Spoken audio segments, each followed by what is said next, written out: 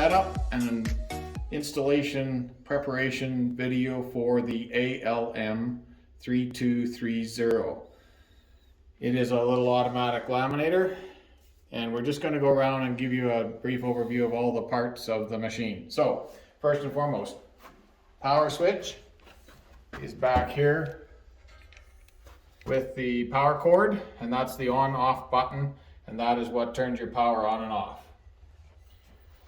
Then you will have an accessory rack right here at the back, and it just slides in to there, or it can go in up here, whichever is best, but normally it goes in there. Okay. Over here you have your operator console, which we'll go into the details of that in another video. You have your roller gap lever. This basically opens and closes your rollers for laminating or for cleaning or for threading the laminator. Over here on your front end, you have your lower film holder and your upper film holder.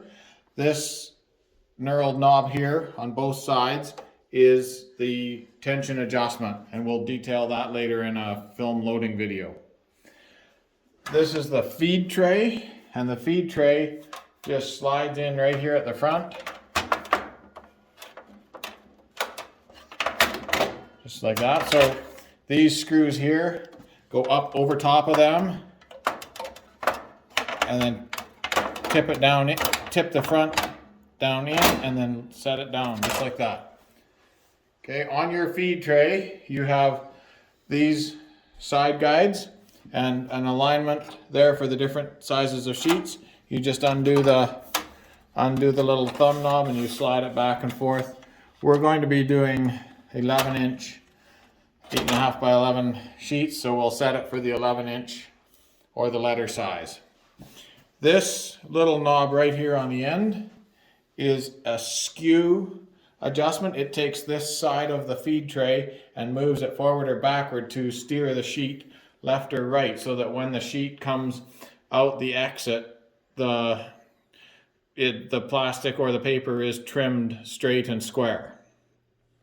And then this knob right here is a fine adjustment left or right, so that you can shift the entire sheet left or right, so that you can balance the trim.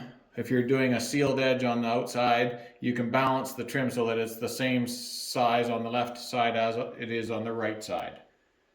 Opening up the feed tray area for loading or cleaning the rollers or loading the film, you have a paper thickness guide right here, and that is set in one of these little notches. You can lift it up or down, and that is strictly related to the thickness of your paper, whether you're doing 20-pound copier paper or whether you're doing 100-pound cover. So you will have to change that. It has to do with these wheels right here and the resistance on them. There's a feed wheel on top and a rubber resistance roller on the bottom, and this little lever controls how much drag is on here in view of stopping any double feeding from occurring. Moving on to the back section, if you open this up, you have your side slitters. So this is for slitting the paper, the plastic along the side of the paper, whether you're doing it flush against the paper or whether you're doing it sealed edge. You got one on each side. You just adjust this, undo this thumb screw, and you can slide it left or right. And you can adjust where it cuts the plastic or the paper. Over here on this side, you have two levers. There's a move lever and a cut lever. This move lever is used for loading the film or cleaning out the last of the film if you need to clean the last of the film out. And the cut button is a manual cut that runs the rotary cutter across the laminator from side to side to trim it and remove your last sheet or remove the plastic that's in the machine. And that is a brief overview of the features of the machine.